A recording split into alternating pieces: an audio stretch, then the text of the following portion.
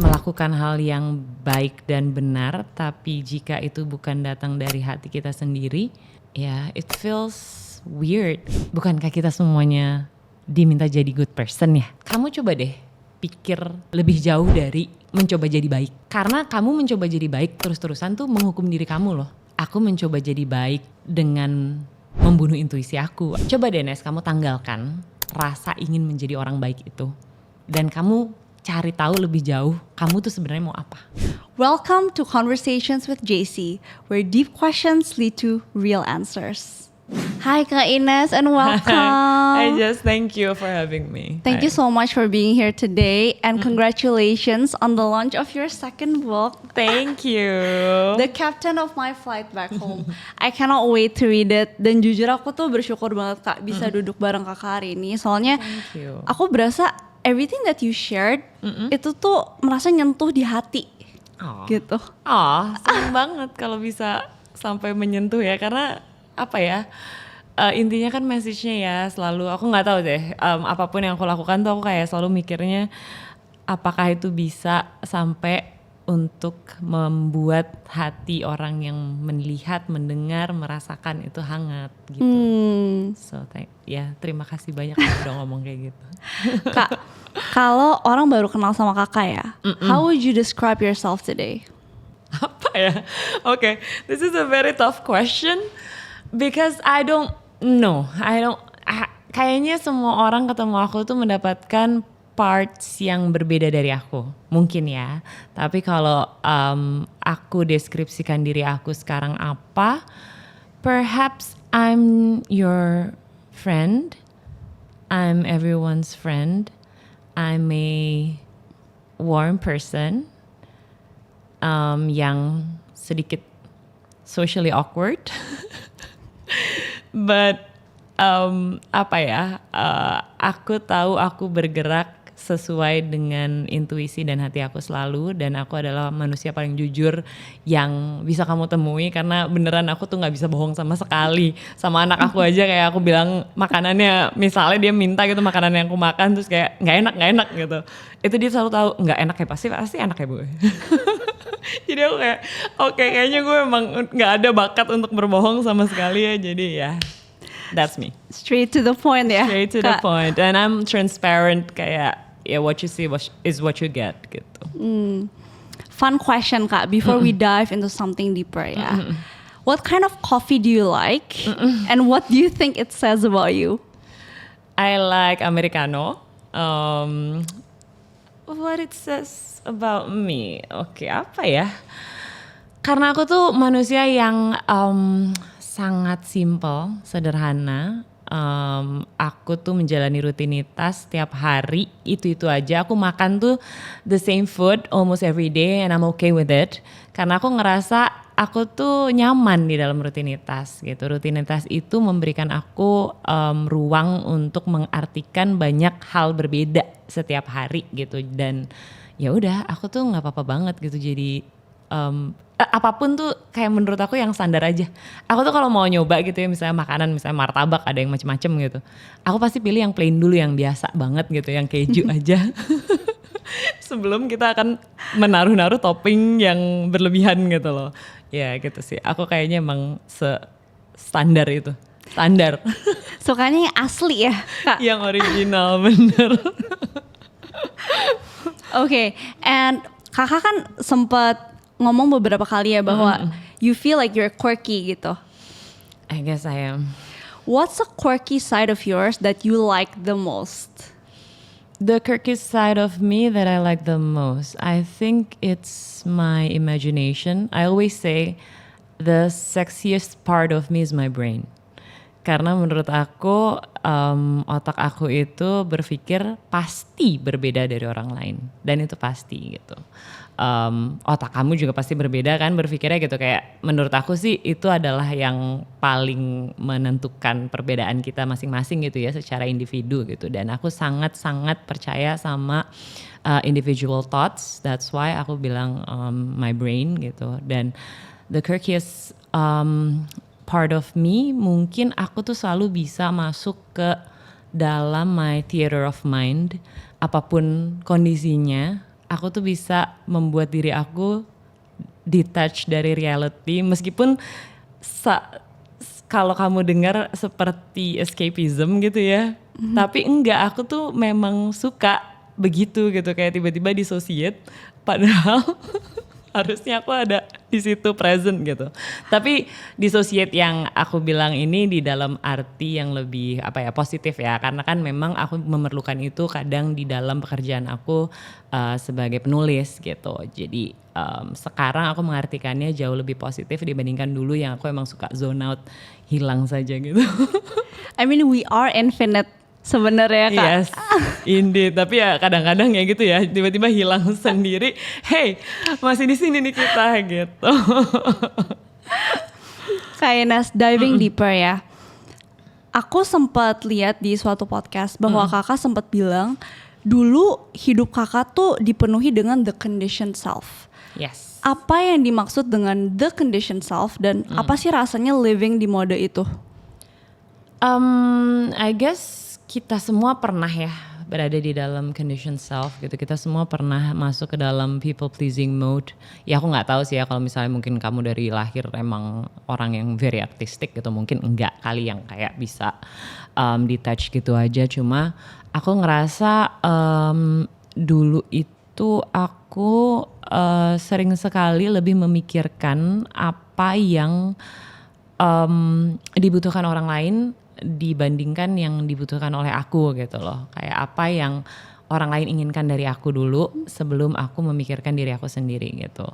Dan I feel trapped in a way gitu. Dan ketika aku coba stripping everything off me gitu, yang hal-hal seperti ini, I feel liberated in a way. I feel like I found the true me, karena selama ini aku sering banget gak enakan gitu, dan banyak hal aku kerjakan karena memang harus untuk dikerjakan, dan it was expected of me gitu untuk melakukan hal ini. Jadi aku merasa aku udah cukup baik melakukan itu, padahal aku gak melakukannya dengan tulus gitu. Aku jadi ada resentment di dalamnya gitu, karena kayak kenapa ya gue udah mengikuti apa yang diinginkan, yang expected dari aku gitu, tapi at the end of the day I don't feel happy gitu. I was not content gitu. Melakukan hal yang baik dan benar, tapi jika itu bukan datang dari hati kita sendiri, ya it feels weird gitu, kayak ada sesuatu yang janggal ya gitu di bagian mana aku nggak tahu. Tapi ternyata karena aku tidak in touch dengan apa yang diri aku sendiri inginkan, my authentic self itu kan belum ada saat itu kan, belum bersuara gitu. I think a lot of people listening itu bisa relate banget sama hal ini ya kayak. Kakak sempat merasa seperti itu dalam pekerjaan juga nggak? I guess so, karena aku tuh start kan emang modeling ya. Again, waktu itu kan diharapkan ya bisa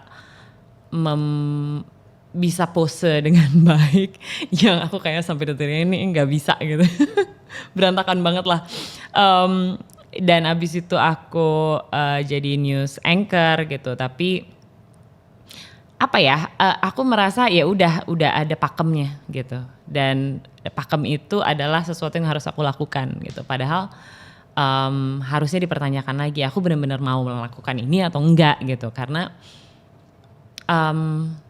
ya banyak hal ya gitu, karena kita kan juga baru benar-benar bisa merefleksikan banyak hal dan keputusan kita itu kan ketika kita di atas 25 tahun, karena otak kita baru benar-benar fully formed di atas 25 tahun kan, kita baru bisa merefleksikan banyak hal gitu. Dan aku kerja tuh dari umur aku 21 ya, pokoknya benar-benar ya sebelum aku lulus kuliah aku udah kerja gitu. Jadi aku ngerasa I was an overachiever, dan buat aku hidup tuh saat itu kayak harus bekerja keras dan membunuh intuisi aku ya. Karena mau capek, mau sedih, mau sakit hati, mau apapun yang terjadi sama aku, no, you have to push through gitu. Karena ya udah kita kan harus punya target ini, kita punya target itu gitu. Dan target-target yang aku buat untuk diri aku sendiri itu juga apa ya, itu kan sebenarnya bukan hal yang dibebankan kepada aku, tapi aku merasa ada gitu kan, aku merasa aku membuat itu sendiri gitu. Jadi I don't know, being an overachiever itu kayak saat itu merusak banyak, bukan merusak kayak ya itu again itu adalah bagian dari path aku sih, cuman pendewasaan itu datang ya prosesnya emang berbeda buat aku dan agak sedikit telat kayaknya. Kayaknya nggak ada yang telat ya kayak, karena we're always in the process of evolving kan. Kakak tadi kan kita udah ngomongin tentang dari sisi pekerjaan ya kayak, tapi kakak juga sempat mengalami itu nggak dalam pernikahan sebelumnya kak? Aku tuh gimana ya, kalau melihat pernikahan, aku tuh nggak tahu ya karena I know nothing about relationship, kayak I'm still learning up until now. Makanya aku banyak baca, aku banyak belajar gitu karena satu hal yang nggak pernah kita diajarkan adalah bagaimana cara mencintai dan menerima cinta kan. Jadi aku juga ngerasa relationship yang aku miliki baik dari dulu sampai sekarang ya itu juga pembelajaran gitu. Aku nulis di buku aku yang kedua ini di mana seorang spiritual leader bilang ke aku kalau jodoh itu tidak hanya datang sebagai soulmate gitu ya, dan dianggap jodoh itu adalah oke, lo ketemu sekarang berarti dia akan selama-lamanya sama lo gitu. Tapi si spiritual leader ini bilang ke aku, enggak, jodoh tuh juga ada yang memiliki expiration date gitu. Ada yang memang jodohnya cuma sampai di sini dan it's okay karena dia sudah mengajarkan kamu ini gitu yang kemarin kamu udah lewatin gitu. Dan I think at the end of the day it's the lessons. Dan soulmates kan banyak ya. Soulmates tuh datang ke dunia dengan begitu banyak wujud gitu menurut aku. Dan kalau dibilang berjodoh, I guess yes, I very much agree on that. Iya, kita berjodoh, tapi memang jodohnya sampai di situ kemarin gitu. Dan I still love him in every way gitu dan masih respect sekali gitu. Tapi ya begitu gitu, ketika keadaan memang sudah berubah, ketika kita mengalami pertumbuhan diri gitu, pastinya banyak banget juga kondisi-kondisi yang dulu kita anggap oke, tapi habis itu ternyata tidak oke gitu kan. It's really interesting how you said that kak, dimana jodoh tuh tetap bisa jodoh tapi ada expiration date-nya ya kayak. Ya, dan maksudnya gini, aku juga nggak ngerasa, maksudnya relasi itu kan tidak berhenti ya, relasi yang aku miliki sama dia atau mungkin sama ya siapa ya mantan gitu, kayak masih ada ya yang hadir di dalam hidup ini gitu. Relasinya kan masih ada, cuma berubah bentuk kan. Apakah lebih baik yang dulu dibandingkan yang sekarang? Enggak juga. Perhaps sekarang lebih baik di dalam frekuensi yang lebih tinggi gitu. Mungkin karena dulu berantem terus waktu masih bersama gitu. Hal-hal seperti itu menurut aku tidak bisa dihindari, dan connection itu kan, dan koneksi dan cinta itu kan apa ya, sesuatu yang flowing ya. Itu kan berkat gitu. Jadi nggak ada cara untuk benar-benar bisa memegang sekuat tenaga gitu kalau menurut aku ya. Yes, kita bisa berupaya gitu, tapi ketika memang connection itu lepas ya lepas. Di momen apa akhirnya kakak memutuskan untuk lebih baik berpisah, jadi hubungannya berubah aja nih, berubah bentuk? Di momen apa? Sebenarnya aku tuh udah sering bicara ya, tidak hanya bicara mengenai relasi pernikahan, relasi apapun, relasi romantis gitu. Tapi dalam persahabatan juga sering terjadi. Momen apa sih ketika kita tahu relasi itu harus kita lepaskan gitu? Menurut aku adalah momen ketika kita mulai kehilangan diri kita sendiri. Momen ketika kita terlalu mengkompromikan sampai membunuh diri kita pelan-pelan.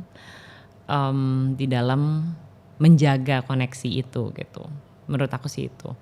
Ketika kita mengkompromikan hal yang mungkin tidak bisa kita kompromikan, akhirnya kan kita masuk ke dalam ya condition self yang ada resentment di sana. Ada banyak hal lah gitu yang akhirnya membuat semuanya juga tidak berjalan dengan mengalir gitu. Dan ya itu sih kalau menurut aku indikator paling baik adalah ketika kita tahu kalau kita juga udah apa ya kayak kecapean, kita kehilangan diri kita sendiri, dan badan kita juga udah bilang kayak gitu. Aku tuh bener-bener baru belajar beberapa tahun terakhir gitu ya untuk lebih mendengarkan badan aku, karena dulu kan aku sering banget, aku kan memang olahraga banget ya orangnya gitu, dan kalau kita cukup ambisius dalam berolahraga tuh kadang aku tuh lupa alarm-alarm badan yang kadang memberitahu aku sesuatu tapi aku ignore gitu kan. Karena ya udah pegel-pegel dikit ya udah gitu. Tapi ketika kita belajar untuk get in touch with our intuition gitu, kita kan tahu oh ternyata kemarin nih badan gue tuh udah ngasih tahu gitu. Badan gue udah letih banget gitu. Misalnya lambung bermasalah gitu.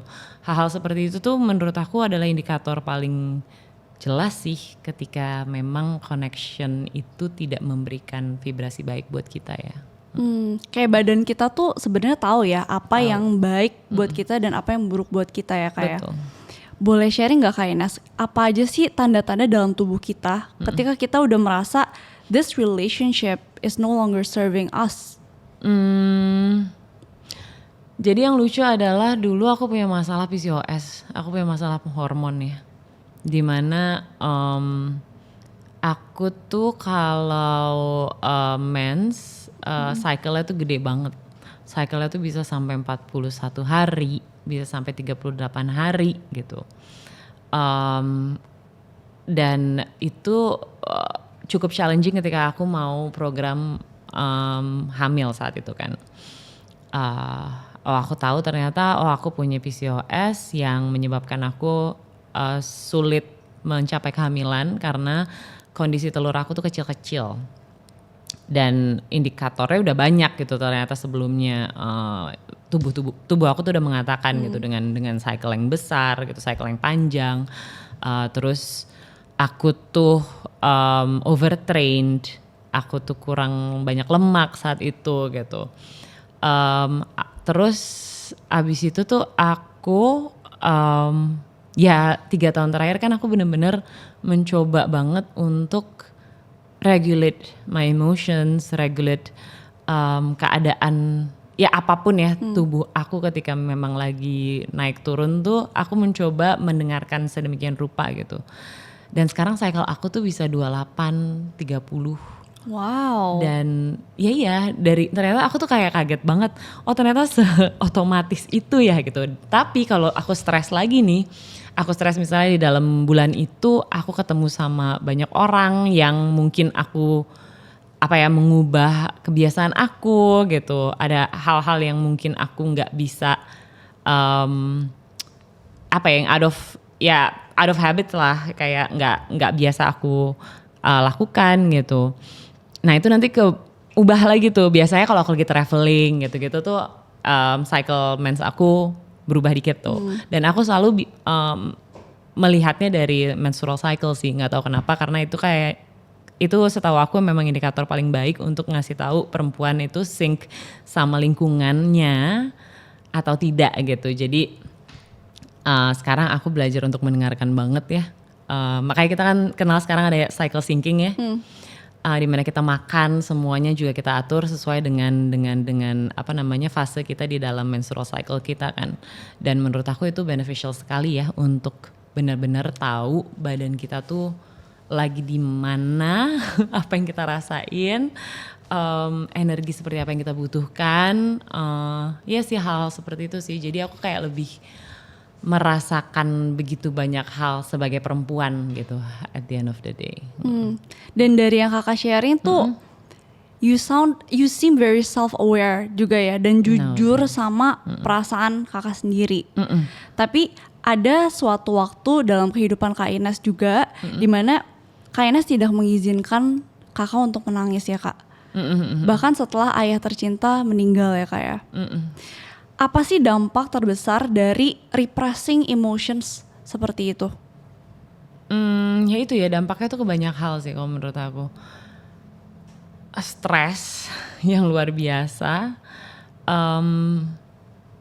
Yang paling mengerikan menurut aku adalah ketika kita numb ya. Kita mati rasa untuk banyak hal gitu. Karena ya aku ada di fase itu ketika aku mencoba untuk tidak merasakan sama sekali tuh. Aku tuh lupa rasanya jadi manusia sih menurut aku. Dan berkat terbesar dari Tuhan kan sebenarnya merasakan banyak hal ya. Mau itu joy, mau itu sorrow. Ya itulah hidup gitu kan. Tapi ketika kita memilih satu sama lain lebih, kita cuma mau positive emotions aja, itu nggak mungkin gitu. Aku baru baca bukunya Thich Nhat Hanh yang The Art of Living. Dia bilang di situ jelas sekali mengenai paradoks yang paling manusia sering banget menentang, itu adalah happiness dan suffering gitu. You cannot have happiness without suffering, and you cannot, ya intinya dengan kita tidak mau sama sekali untuk hidup di dalam kesengsaraan, happiness itu nggak akan pernah ada, kebahagiaan tuh nggak pernah ada gitu. Jadi ketika kita melihat dunia secara keseluruhan, ya memang pasti akan ada perang dan lain-lain gitu yang selama ini terjadi. Bagaimana kita mengimbangi itu semua dengan menjadi a very loving person, dengan menularkan energi baik kita gitu kan. Jadi we cannot have one without the other gitu. Itu paradoks yang benar-benar harus kita terima dan harus kita pahami untuk hidup sebagai manusia. Ya nggak bisa nggak ada sufferingnya gitu. Bahkan untuk hidup, bahkan Friedrich Nietzsche bilang to live is to suffer gitu kan. memang hidup adalah penderitaan dan nggak apa-apa gitu. Dan ketika kita bisa menerima emosi negatif dengan lapang dada, emosi positif akan lebih bisa kita hargai. That's a really powerful point kak. Mungkin aku sharing sedikit gitu ya. Ketika kakak bilang tentang numbness kak, it's interesting because aku sempat beberapa kali posting tentang ini in my own social media dan itu rame banget kak. Berarti maksudnya aku ngerasa sebanyak itu loh orang yang ngerasa hampa dan gak bisa merasa atau tidak mau merasakan ya kak ya. Mungkin delaying juga bisa kan.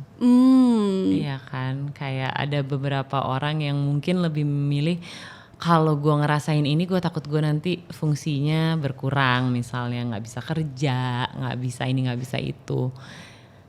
Paham gitu. Tapi kan ketika kita sering banget suppressing our emotions, kadang-kadang tuh ada erupsi yang tidak bisa kita tahan loh gitu, ya kan.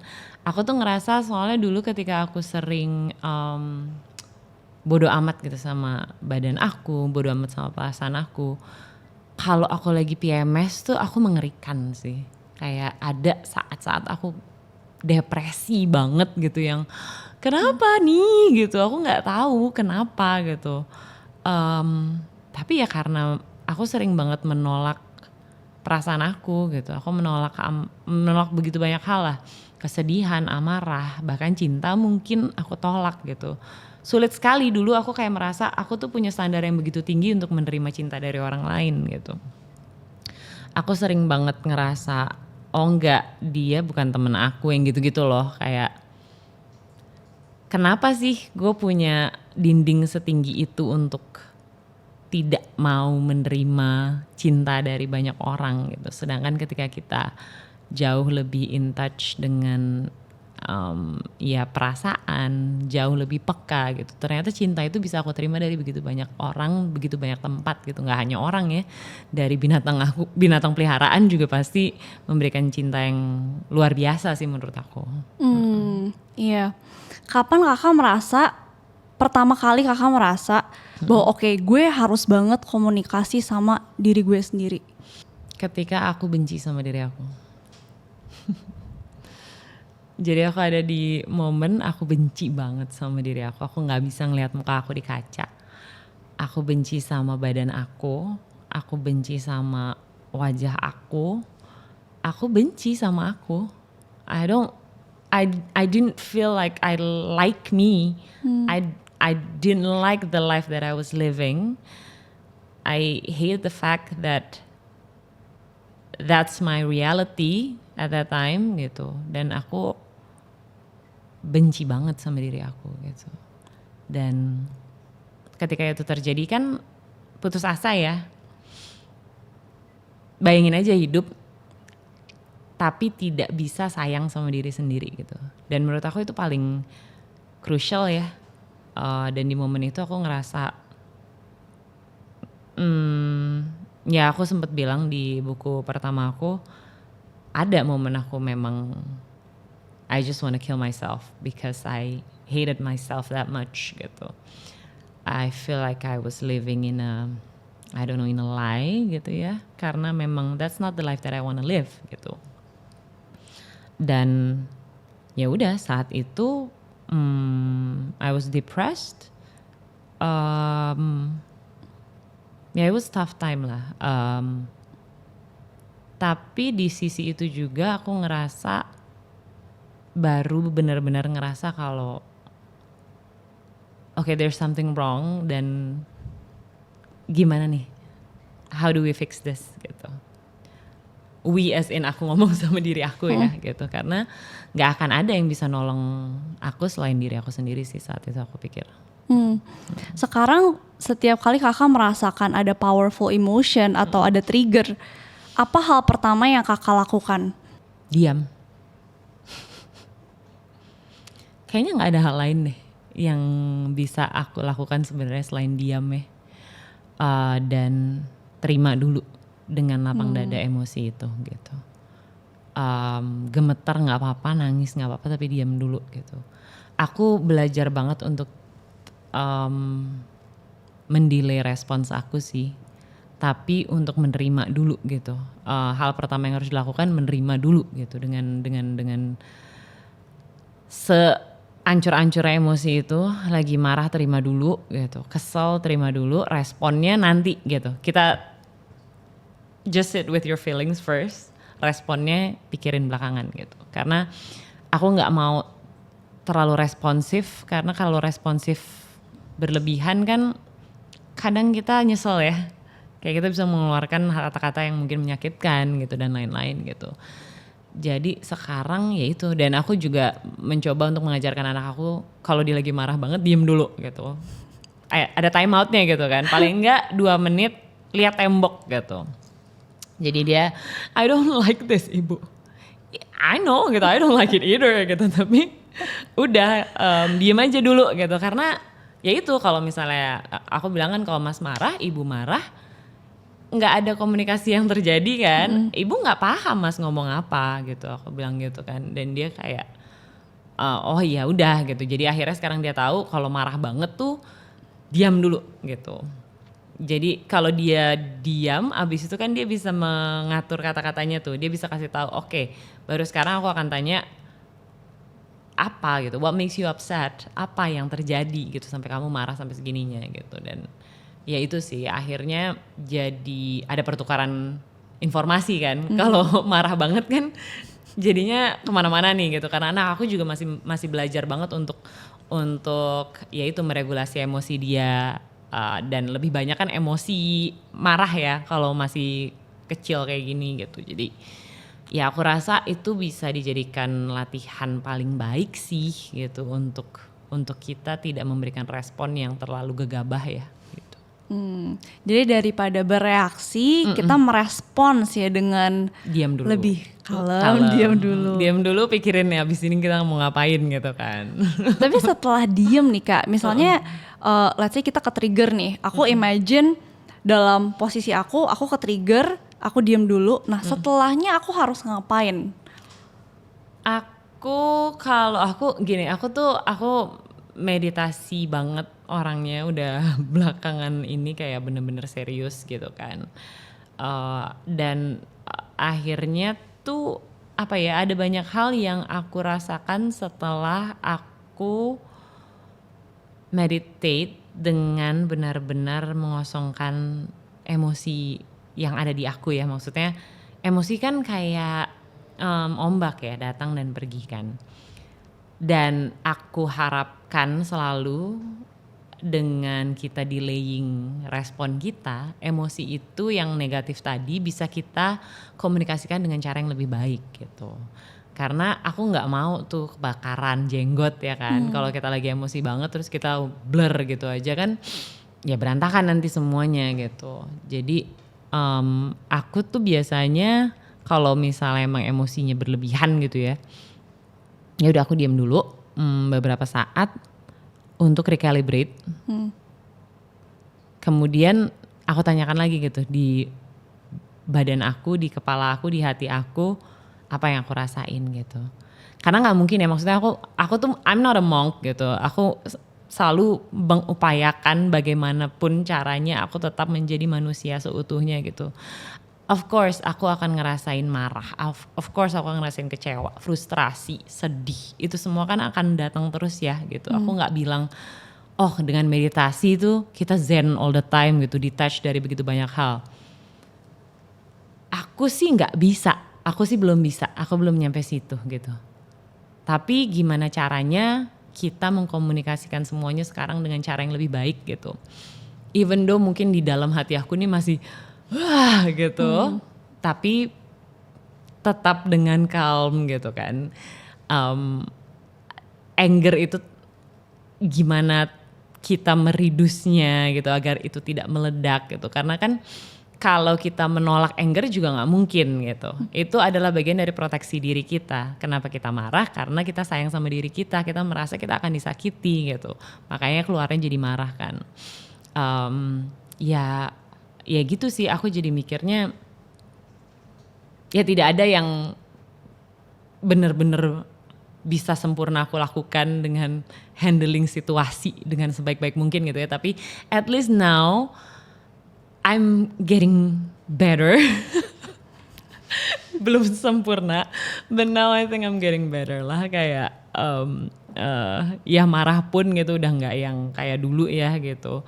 Tapi lebih bisa aku komunikasikan dengan baik gitu. Keheningan tuh se-powerful itu ya Kak.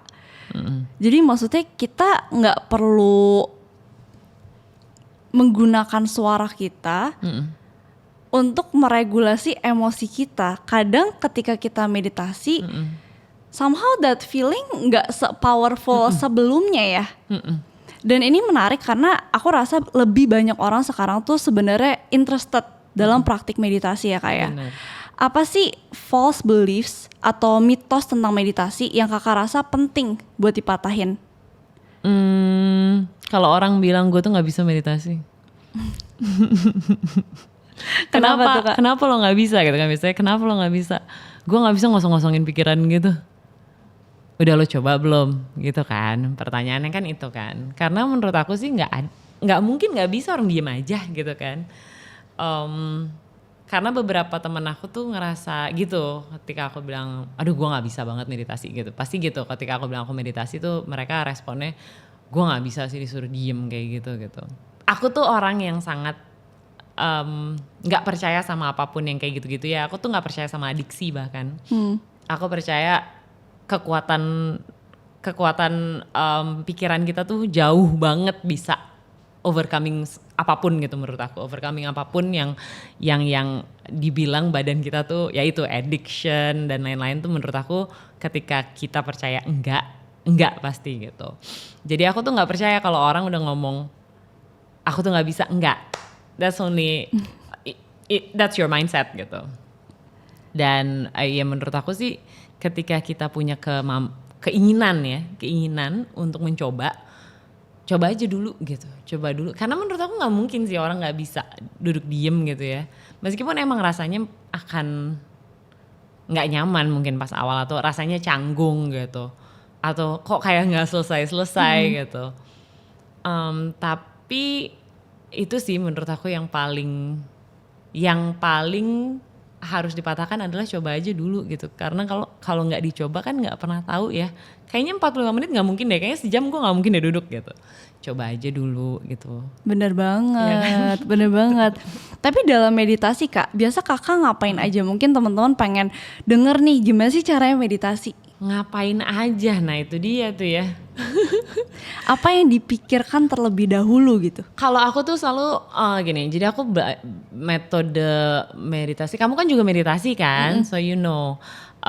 Semua orang kayaknya metodenya beda-beda ya, cari apa yang emang cocok banget buat kita gitu. Sama lah kayak faith, maksudnya kita cari yang memang benar-benar bisa memberikan kita kekuatan gitu kan. Sama seperti meditasi menurut aku, apa sih yang paling cocok metodenya untuk mendekatkan kita kepada Tuhan dan mendekatkan kita untuk menjadi makhluk yang jauh lebih toleran, jauh lebih empathetic gitu. Buat aku selalu ketika aku meditasi, aku tuh memang dibilang mengosongkan pikiran, iya. Dibilang membuang pikiran jauh-jauh, enggak juga gitu. Karena kan mau tidak mau kadang pikiran datang dan pergi ya.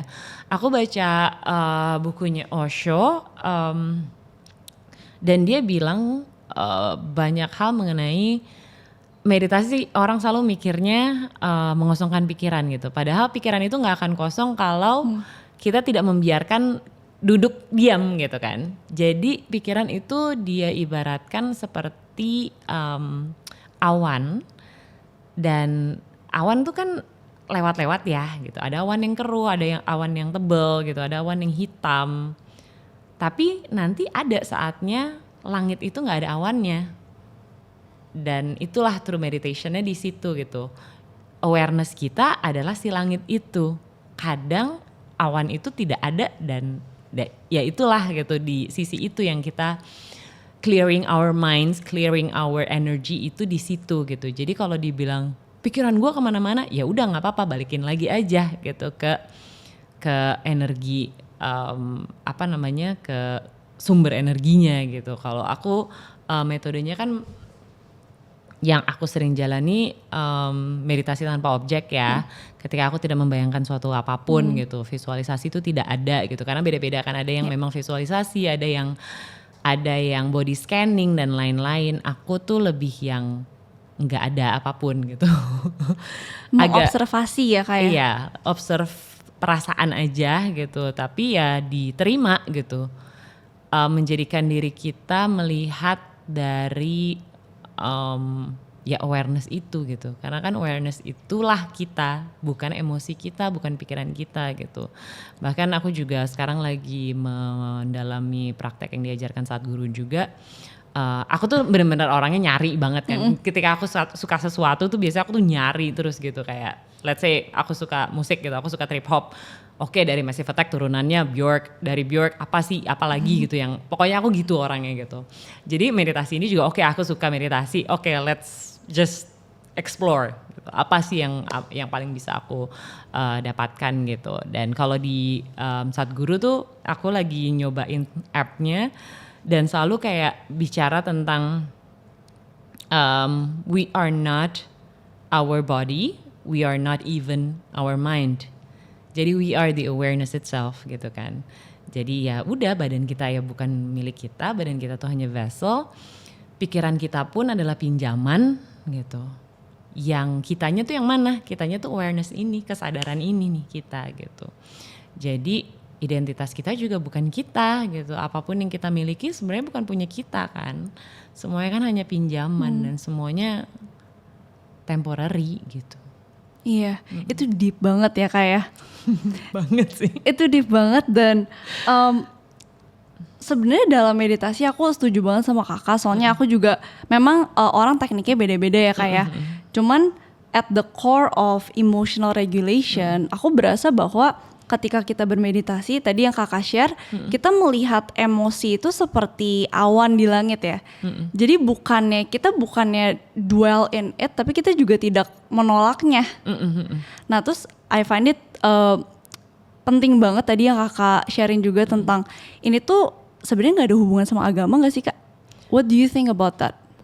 Menurut aku dari dulu ya ini aku tapi ya, maksudnya ada orang pasti di luar sana yang akan beranggapan berbeda gitu. For me spirituality sama religion beda. Being a religious person dan being a spiritual person itu berbeda gitu. Ada orang yang memang datang dari keluarga yang mungkin dari latar belakang yang lebih logis, tapi dia seorang spiritual tuh juga bisa gitu kan. Sedangkan ada orang yang sangat beragama dan memegang teguh keagamaannya tapi tidak spiritual sama sekali. Kan kita juga sering melihat ya orang yang marah-marah berteriak dengan nama agama itu juga banyak gitu. Tapi kalau buat aku religion dan spirituality goes hand in hand kalau buat aku ya. Karena agama aku akan membawa aku ke praktek spiritual yang lebih dalam. Dan ketika kita bicara mengenai spiritualisme, aku bicara tentang bagaimana diri aku memaknai hidup.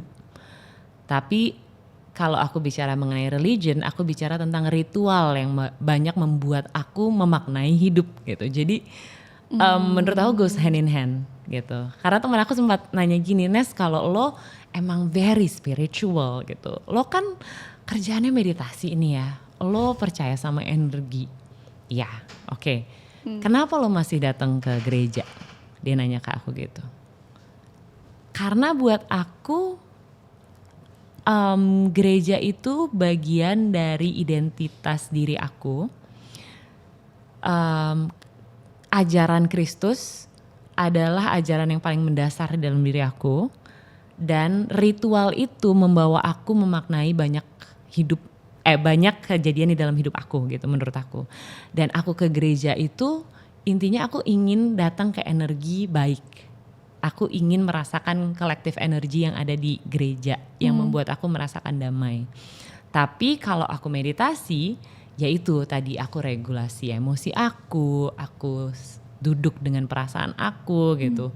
Dua-duanya goes hand in hand dan dua-duanya menurut aku nggak bisa aku lepaskan gitu. Jadi iya buat aku sih gitu ya. Jadi ada yang mungkin merasa mungkin berbeda gitu, tapi buat aku ya I'm a spiritual and religious person. Dua-duanya complementary ya kayak. Buat aku ya.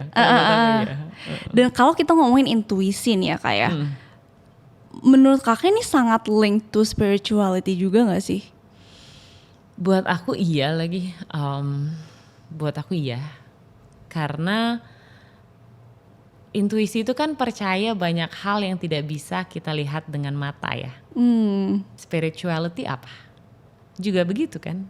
Percaya banyak hal yang tidak bisa kita lihat dengan mata gitu. Dan yang abadi adalah yang memang tidak terlihat gitu. Menurut aku ya. Dan percaya sama intuisi adalah percaya dengan diri sendiri. Dan ketika kita in touch dengan spirituality kita percaya bahwa intuisi kita adalah suara Tuhan juga gitu. Hati nurani kita adalah suara Tuhan. Karena mendasar pada sesuatu yang baik. Kayak ini menarik banget ketika kamu tadi menanyakan ke aku tentang people pleasing dan bagaimana kita lepas dari conditioned self.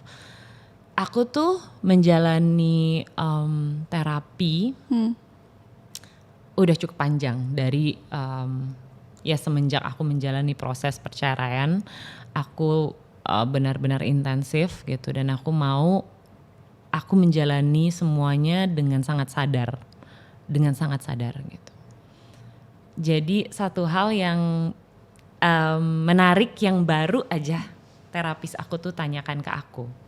Karena proses ini kan panjang ya, naik turun gitu. Aku abis itu ada co-parenting, aku abis itu ada ini dan itu. Banyak banget hal yang harus aku sikapi dengan kebijaksanaan banget gitu. Dan terapis aku nanya gini, Nes, kenapa sih kamu selalu coba jadi good person? Terus aku kayak gak bisa jawab kan, gak tahu lagi gitu. Bukankah kita semuanya diminta jadi good person ya gitu kan, aku nanya gitu kan. Kamu coba deh pikir lebih jauh dari mencoba jadi baik, dia bilang. Karena kamu mencoba jadi baik terus-terusan tuh menghukum diri kamu loh. Dia bilangnya gitu. Terus aku baru sadar, iya juga ya. Aku mencoba jadi baik dengan membunuh intuisi aku. Aku mencoba jadi baik, aku masih sebel tapi aku gak bisa ngomong gitu. Kayak hal-hal kayak gitu. Coba deh Nes, kamu tanggalkan rasa ingin menjadi orang baik itu. Dan kamu cari tahu lebih jauh, kamu tuh sebenarnya mau apa. Karena ketika kamu tahu your true self, itu udah cukup baik Nes gitu. Believe that you are a good person gitu, to begin with. Gitu. Jadi aku ngerasa iya juga lagi gitu. Dan itu melepaskan aku dari orientasi aku selama ini yang selalu berpikir aku cukup baik gak ya gitu. Untuk melakukan ini, untuk melakukan itu dari mata orang lain. Aku berfungsi gak ini buat anak aku gitu. Tapi kan jadinya aku menitik beratkan lagi untuk external validation ya. Meanwhile this life that I'm living, it has to be mine. Iya dong. Nah, dengan aku melepaskan rasa untuk tidak harus berusaha terus-menerus jadi orang yang baik, ternyata aku jauh lebih kenal sama diri aku. Aku menerima diri aku dengan kegelapan yang ada di dalamnya, yang kadang marah, kadang merasa terhina, kadang merasa adalah pikiran gelap di dalam kepala aku, kesel, pengen ngamuk gitu. And I accepted that. Every part of me. Dan akhirnya aku tahu kalau by trying to be the authentic me is already good enough gitu. Gimana caranya Kak, misalnya kita udah live our whole lives, mencoba untuk please orang lain. Pastinya untuk mengenal diri kita, our authentic self itu kan perjalanan yang cukup panjang. Banget. Gimana caranya, apa langkah pertamanya sih biar kita lebih mengenal diri kita? Susah ya. Aku kayak gak bisa masuk langsung ke aku juga lagi mencoba mencari langkah yang tepat untuk aku bisa bicara mengenai hal ini. Karena aku sering sekali bicara mengenai how to get in touch with your authentic self gitu. Tapi gimana caranya, mungkin hal yang paling pertama ya, yang harus kita lakukan adalah berdiskusi sama diri kita dulu sendiri ya. Berdiskusi tapi sejujur-jujurnya ya. Dan jangan mikir kalau kita harus tampil seperti apa, dan jangan berpikir dari lensa orang lain gitu. Berpikirlah dari lensa kita sendiri dan hidup yang kita jalani itu yang kita inginkan seperti apa sih gitu. Menurut aku sih mulai dari situ ya, sejujur-jujurnya gitu. Apakah kamu cukup jujur dengan misalnya, I don't know, your sexual appetite mungkin gitu ya, sexual preferences, itu kan banyak orang yang mendinai bagian situ ya gitu. Ketika kita nggak mau facing, mungkin kita tertariknya di bagian sini gitu, kita tertarik bagian situ gitu. Ada banyak hal lah, shadow self kita yang sepertinya sulit untuk kita terima, dan akhirnya kita lebih mudah untuk memasang topeng gitu.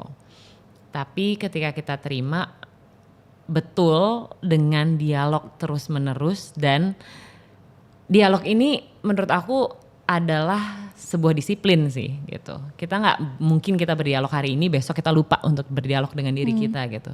Dan menurut aku ini yang koneksi ini yang harus dijaga terus menerus gitu kepada diri sendiri, untuk jujur sejujur-jujurnya, terlepas dari moral dan apapun itu nilainya.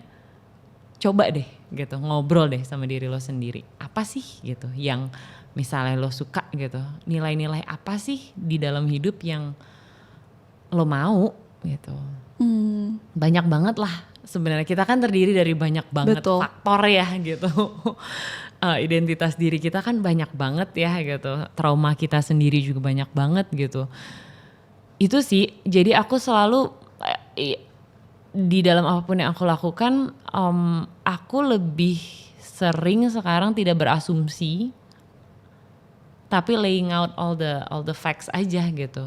Oh, misalnya gitu, let's say aku mau ngomongin kriteria laki-laki idaman aku gitu. Ya udah aku jabarkan sejujur-jujurnya. Yang aku inginkan apa sih? Gimana sih nanti marriage yang aku inginkan gitu? How's my finance? How's my sex life? How's my ya begitu banyak hal lah yang akan kita omongin gitu di dalam marriage gitu. Dan itu aku pengennya gitu selalu aku check in dengan diri aku dan ngasih tahu seaneh-anehnya aku gitu. Dan aku rasa dengan menerima diri aku dengan segala quirkiness-nya justru itu adalah menjadi pintu masuk aku ya untuk bisa dialog dengan jujur sama diri aku sih. Paling penting kejujuran dalam diri ya. Menurut aku ya, karena yang paling susah untuk dibohongi sebenarnya kamu bisa bohongin orang, tapi bohongin diri sendiri kan paling berat. Bener banget. Dan ketika kita ngomongin intuisi dan kejujuran, aku baru sadar ketika ngobrol sama kakak itu tuh keduanya sangat amat linked ya. Sangat kalau buat aku. Dan banyak orang sebenarnya pengen loh berpulang ke diri sendiri, pengen mengasah intuisi sendiri. Gimana kak caranya? Jujur tuh sebenarnya bisa mulai dari hal kecil nggak kak? Bisa. Coba aja dari makanan dulu. Kamu hari ini pengen makan apa sih gitu, misalnya ya. Dan stop, yaitu masuk ke dalam your condition self lagi misalnya. Oh karena aku tuh sering sih kalau makanan juga maksudnya masih sering kayak oh ya udah akhirnya aku ngikutin gitu yang lain, suara terbanyak maunya di mana gitu. Cuman apa ya, ya menurut aku sih dengan menghapuskan si external validation itu ya gitu, dengan stop gini, aku tuh gini sesimpel-simpelnya, sesederhananya ya. Dulu aku, waktu aku belum menemukan diri aku sendiri, aku tuh kalau mau beli tas, beli baju, itu aku nanya sama banyak orang. Banyak banget aku tanyain. Ini bagus gak ya? Tapi kayaknya mendingan yang ini deh. Tapi kayaknya kalau yang ini kurang klasik. Nanti aku gak bisa pakai ini untuk mix and match sama yang lain gitu kan. Banyak hal kayak gitu tuh yang aku ngerasa ini mah bikin lama aja nih gitu kan. Nah sekarang tuh aku mencoba untuk tidak mempertanyakan intuisi aku sama sekali. Ketika aku merasa aku pengen beli, maksudnya bukan impulsif ya, memang aku pengen beli yang itu. Mau orang lain bilang itu jelek, aku tetap beli yang itu. Karena kalau dulu aku kan ngikutin, terus aku gak suka ternyata gitu kan. Ternyata itu bukan gaya aku gitu. Dan yang paling penting kan kamu yang suka ya kan? Jadi aku sekarang mencoba untuk nggak nanya sama siapapun kalau aku pengen beli barang gitu. Aku rasa yang itu bagus ya aku beli yang itu. Dan nggak mau kompromi gitu. Aku mau yang itu, ya udah yang itu aja. Dan aku udah bener-bener saklekin nggak, kalau gue mau melangkah gue sekarang nggak perlu nanya ke siapapun. Gue perlu nanya ke diri gue sendiri dan gue perlu cek badan gue tuh bilang apa. Karena biasanya aku tuh kalau merasakan, misalnya aku balik ke satu emosi gitu ya, aku masuk ke dalam sebuah permasalahan gitu. Badan kita tuh ngomong tau, badan kita tuh kayak ada nih, ada rasa kenceng di bagian mana gitu. Misalnya kalau kita nggak suka ya gitu. Tapi ketika kita ngerasain badan kita kayaknya, oh nyaman nih gitu. Oh oke. Dan that's the right energy kalau buat aku sih. Gitu. Dan bisa beda banget ya kak, orang yang ngelihat di luar sama apa yang kita rasain di dalam tuh banget. Bisa beda banget ya. Kayak misalnya dulu kalau ngomongin tentang people pleasing, Kak Ines udah menceklis semua box. Good family, good career, you name it. Tapi at the same time kakak masih merasa ada kekosongan dalam diri. Jadi apa sih kak perbedaan antara sekedar produktif sama bener-bener hidup? Gini, sekarang aku ngerasa apapun yang aku jalanin itu harus anchoring kepada message yang ingin aku sampaikan. Dan message itu apa sih? Message itu adalah untuk kebaikan semesta. Message itu adalah untuk percaya dengan energi baik, percaya dengan intuisi kita salah satunya gitu. Jadi dulu aku mengubur diri aku sering banget dengan banyak pekerjaan yang menurut aku kosong karena aku juga tidak memaknai dan I didn't even believe in the work gitu. Sekarang aku hanya mau mengerjakan hal yang aku mau kerjakan gitu.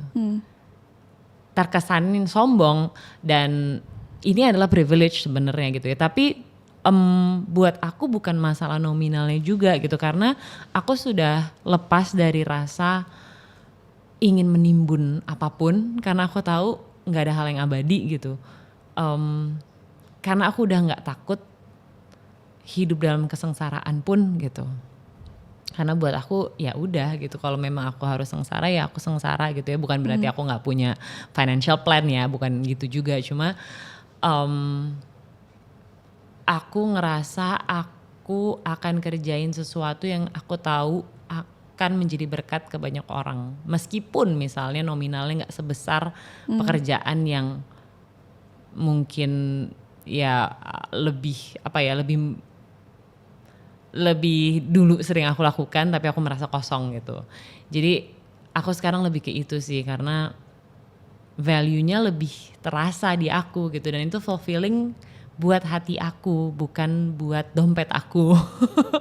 Jadi dan aku percaya juga kita nggak akan pernah kekurangan ketika kita merasa kita ada di jalan Tuhan, jalan yang benar gitu, jalan yang memang sudah sepatutnya kita jalani gitu. Jadi aku nggak pernah kepikiran ya untuk beli yacht juga gitu. Aku bukan orang yang kayak gitu. So I think I'm okay gitu. Dan aku nggak akan mau menukarkan freedom aku untuk bicara tentang banyak hal dan kebaikan dan empati hanya untuk uang gitu. Aku udah nggak di situ banget sih gitu. Iya. Dan I really respect you. Thank you for that, Kak. Thank you. Dan ini banyak orang yang ngedengerin ini pasti relate banget juga dengan situasi seperti ini dan berapa sulitnya sebenarnya untuk stand your ground. Nah, untuk teman-teman di luar sana yang mungkin mikir, aduh, tapi kalau gue speak up, gue bisa di fire misalnya. Aduh, kalau gue speak up nanti suami gue nggak akan suka sama gue lagi.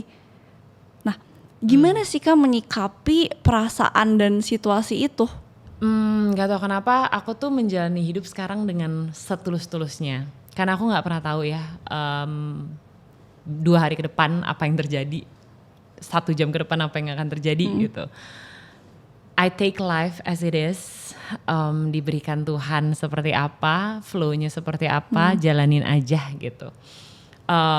Dan itu aku merasa yang aku lakukan adalah staying true to the message. Staying true to myself, staying true to my truth. Resiko yang aku ambil untuk speak up banyak yang menginginkan aku untuk tidak bersuara bahkan. Kenapa sih lo harus bersuara untuk hal ini? Kenapa lo bersuara untuk hal itu? Tapi aku dari dulu berjanji, I vowed to lend my voice to those voiceless. Aku berjanji itu. Aku akan selalu memberikan suara aku untuk orang-orang yang tidak bisa bersuara, untuk makhluk-makhluk yang tidak bisa bersuara, dan aku akan selamanya ada di situ, gitu. Dan I stay true to that message. Apapun resikonya, tidak kaya nggak apa-apa, diambil pekerjaan dari aku nggak apa-apa, dikucilkan nggak apa-apa, karena aku nggak takut sendirian. Karena ketika kita sendirian tapi kita punya diri kita, lebih baik daripada kita berada di dalam keramaian, punya banyak teman, tapi kita kehilangan diri kita. Buat aku itu. I stay true to myself because I choose myself. Kehilangan teman adalah harga yang menurut aku kecil daripada kehilangan diri sendiri gitu. Dan aku percaya banget itu selama-lamanya aku akan bersuara untuk kebenaran yang aku lihat.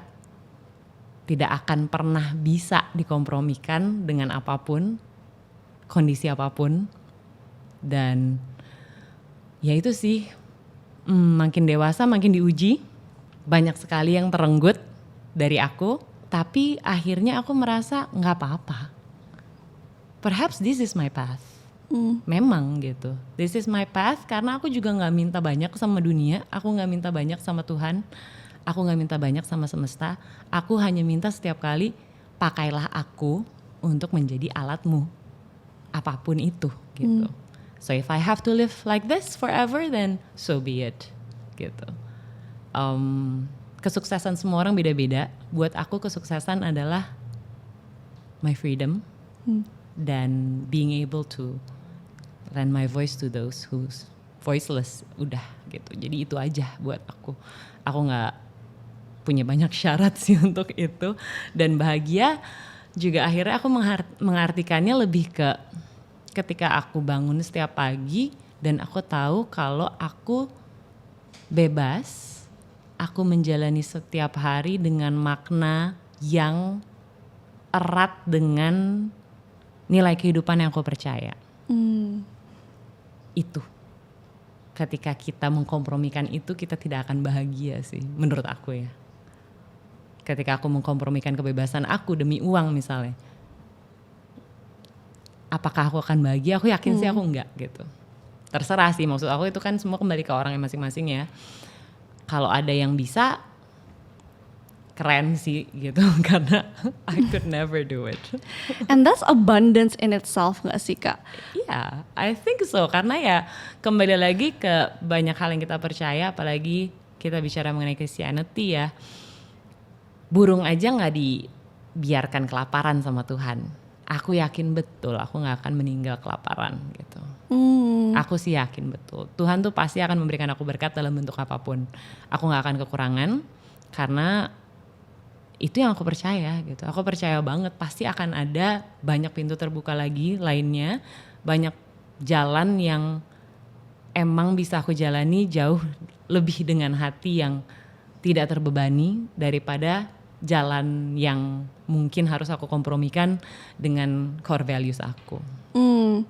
Dan ini sebenarnya yang sulit, ini adalah tantangan untuk orang-orang menjalani hidup sesuai dengan core values mereka ya Kak. Karena kita ngelihat deh kayak Nelson Mandela, or even Mother Teresa, Gandhi, semuanya pasti akan mengalami suatu goncangan ketika mereka stay true to themselves ya. Kayak ya, dan aku percaya semua orang yang bersuara dan semua orang yang sangat in touch dengan intuisi dan apa yang dengan path-nya mereka ya, itu sinarnya akan menyilaukan untuk banyak orang yang hidup dalam kepalsuan. Buat aku ya,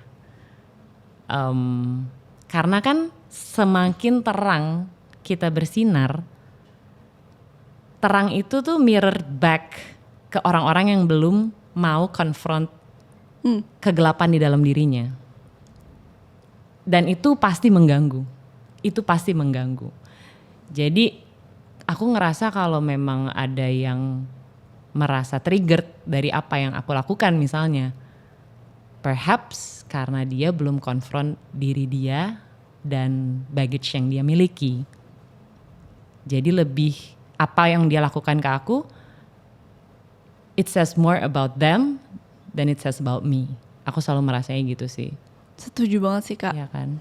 Soalnya, aku juga jadi sharing dikit. Banget dong, boleh dong. Banyak juga gak apa-apa, aku dengerin. Soalnya aku relate banget sama yang Kakak sharing tadi. Aku juga sering merasa aku menjadi mirror.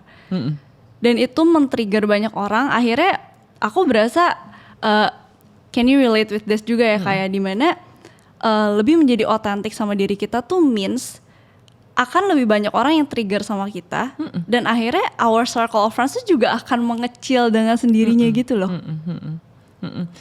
Nggak ada, maksudnya bukannya aku bilang berarti lo harus nyolot gitu ya, enggak. Cuman kan kadang misalnya let's say freedom deh. For instance ya, kita omongin di sini. Kita bersuara dengan lantang. Itu kan akan mirrored back ke orang yang terkekang.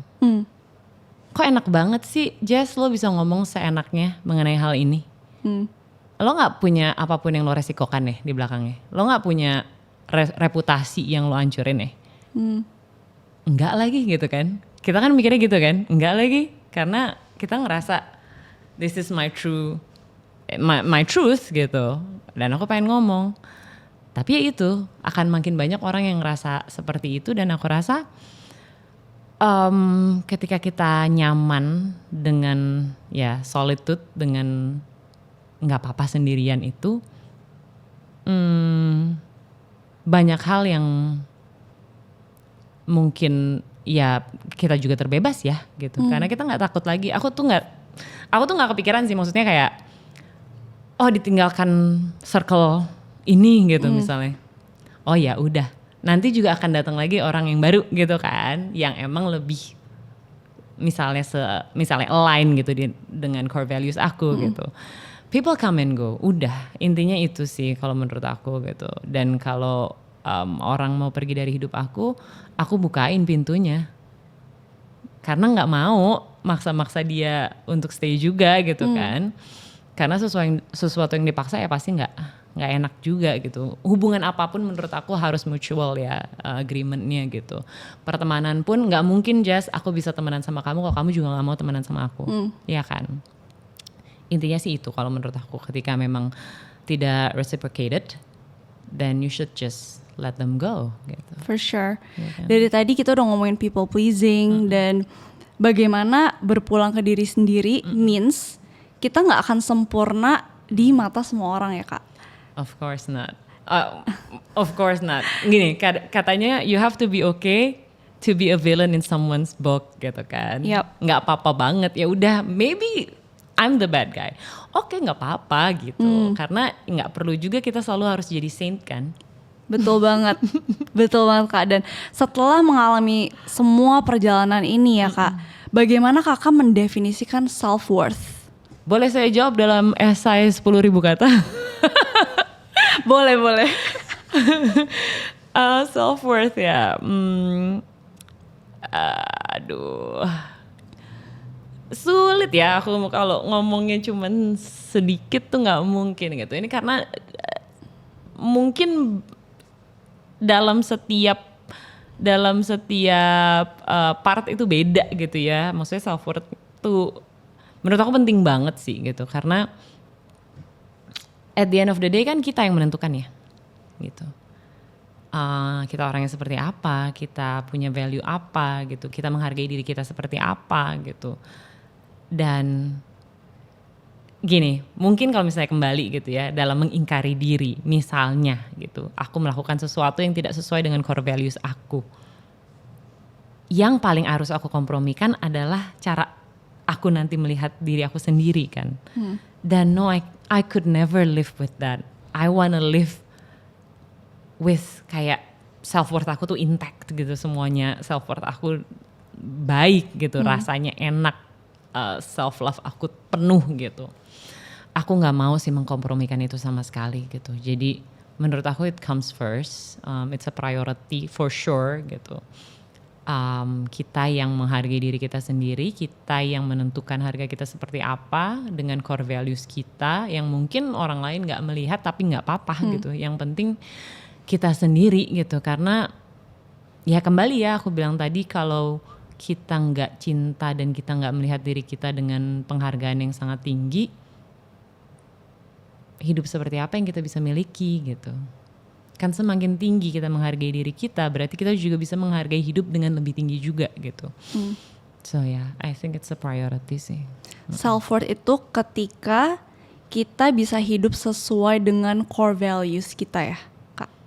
Yes, dan disiplin juga. Aku rasa penghargaan diri itu harus kita berikan tiap hari gitu ya. self reward katanya, tapi kan ya self reward juga datangnya beda-beda ya, maksudnya beda-beda setiap kali. Cuman aku sering sekali sekarang memberikan penghargaan kepada diri aku dengan bilang ya you've tried your best gitu. Dan yang aku tidak akan kompromikan adalah rasa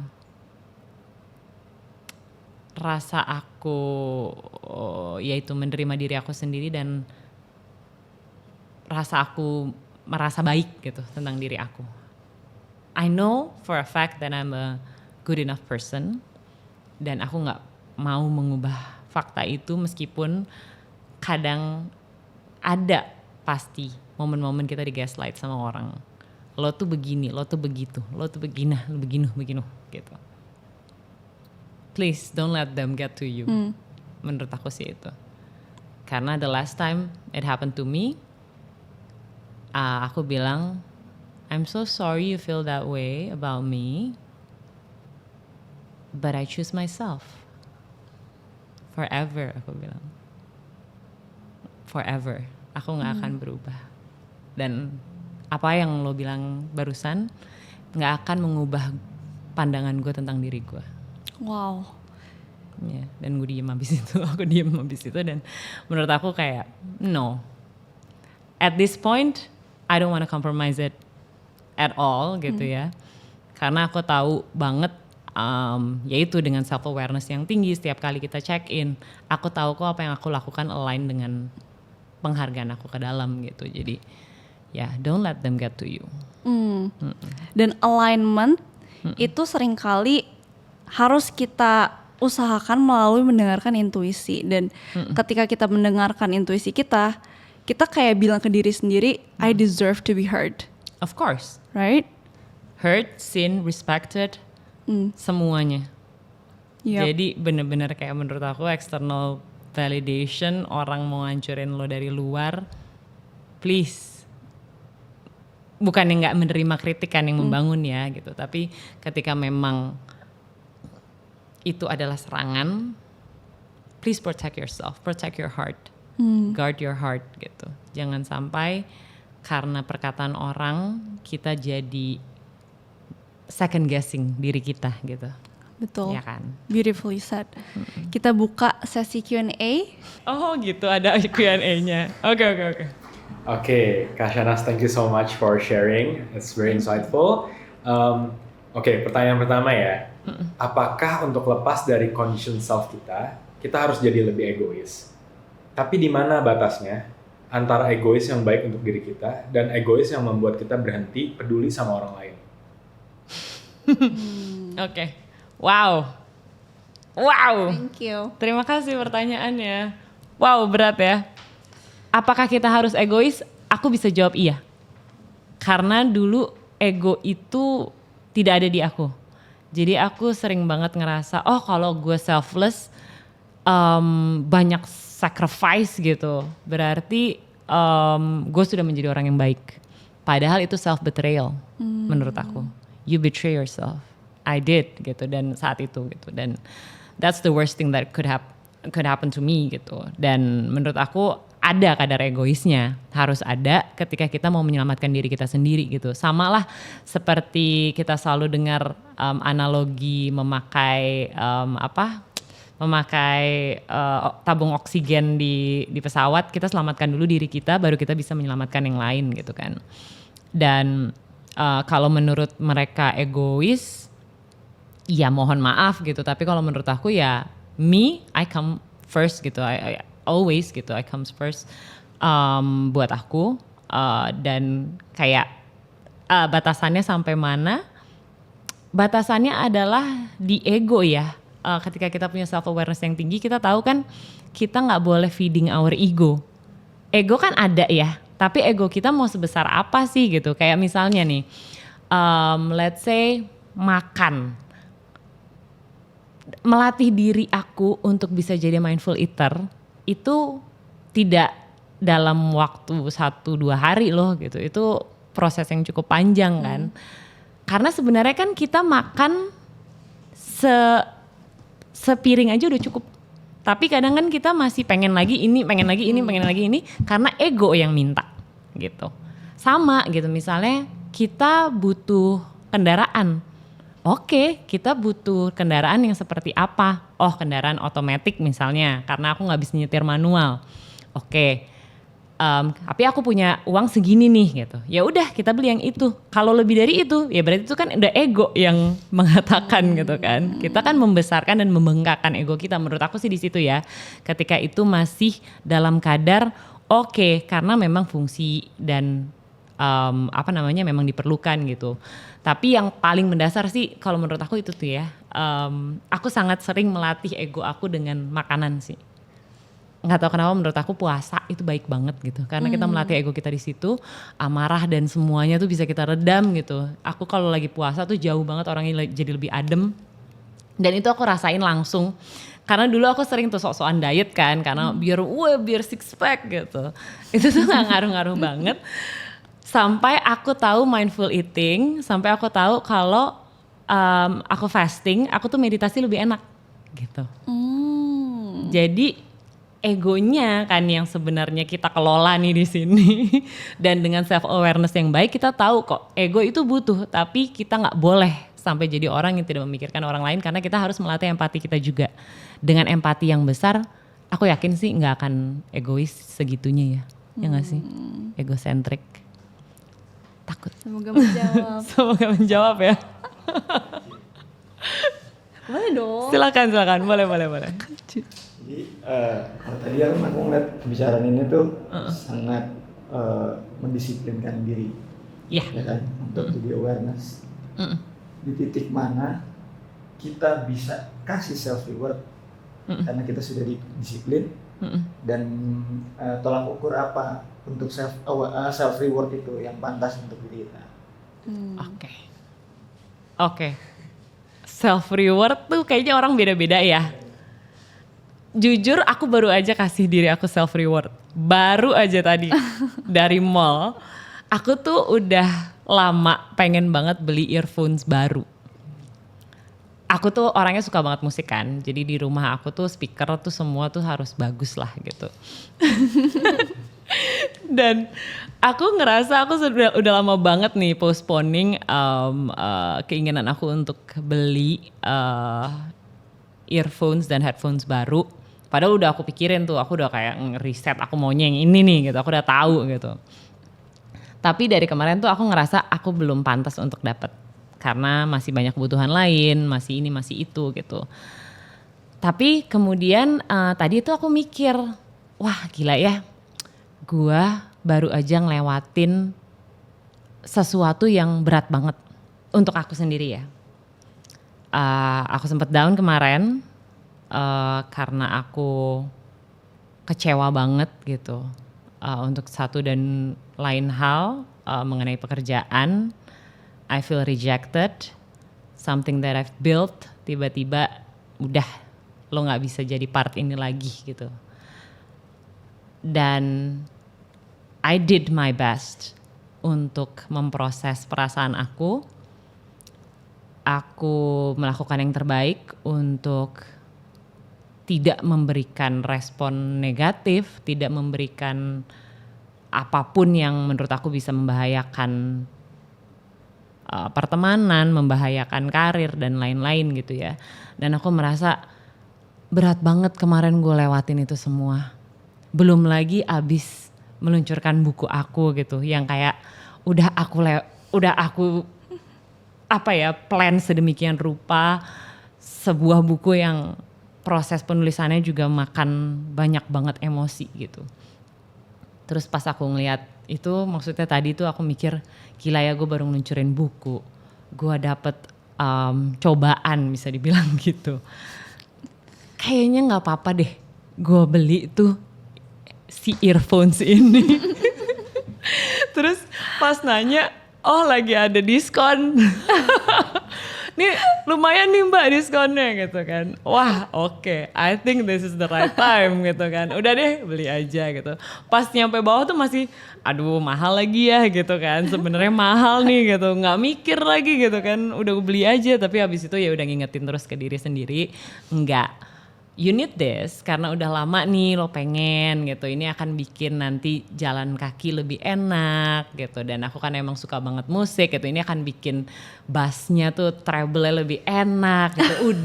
Udah gak apa-apa gitu. You deserve this. Karena kadang yang paling sulit buat aku tuh ya, untuk melatih diri aku tuh bilang you deserve this. You deserve this. After what you went through, you deserve this. Gak apa-apa banget loh gitu. Karena kan aku kadang gitu ya, aku tuh suka diet gitu. Terus kayak, wah gak mau nih ngasih yang namanya self reward makanan, dessert tuh enggak gitu. Enggak, no, I'm strong gitu. Tapi kadang tuh aku kayak sekarang nih, aku jauh banget, aku udah lama banget gak dieting kan. Dan setiap kali aku pengen sesuatu tuh aku kasih dikit gitu. Kayak gak apa-apa, lo tuh pengen banget nih puding gitu misalnya. Lo pengen banget kue tart, makan aja dikit juga gak apa-apa kok gitu. Yang penting lo seneng, dan yang paling penting tuh hati bahagia gak sih? Karena ya hati yang bahagia kan adalah obat ya gitu. Kita kan sering banget ngerasa aduh kebahagiaan gue nanti aja gitu. Apalagi aku punya anak gitu kan, kebahagiaan aku nanti aja gitu. Tapi ketika aku bahagia, anak aku juga merasakan impactnya loh gitu. Akunya juga jadi kayak menjalani hari lebih senyum-senyum, dia juga langsung bisa merasakan energinya. Energi itu gak bohong kan, bener-bener langsung dirasain sama dia gitu. Jadi kita harus tahu kapan kita bisa bilang we deserve it. Iya, we deserve this. Ya jangan setiap saat ya. Cuma jadiin excuse nanti ya. Itu dia kan, karena orang kan sering banget yang ngomong, oh iya nih pengen healing ke liburan ini. Bilang aja BM gitu kan Anda tuh. Cuma ketika emang ya misalnya kita habis melewati deadline yang luar biasa, ya of course you deserve it gitu. Dan ya itu belajar untuk dengerin badan kita juga kan gitu. Aku sih ya itu ya, aku ternyata sebenarnya yang gue inginkan gak banyak gitu. Cuma karena disiplin dirinya berlebihan. Jadi susah banget untuk bilang nggak apa-apa gitu. Lo mau spend segini nggak apa-apa kok. You earn it gitu. You earn this money. Lo boleh kok gitu.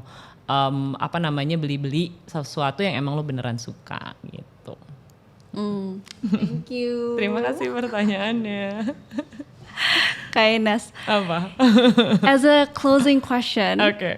Kalau Kak Ines bisa ngobrol sama Syahnas versi 2013 yang baru aja menikah dan masih playing it safe, apa pesan terpenting yang akan kakak sampaikan? Fight for your happiness. Udah. Fight for your happiness. Karena you deserve to be happy. Gitu. Kenapa aku sering mikir dulu harus mengorbankan diri?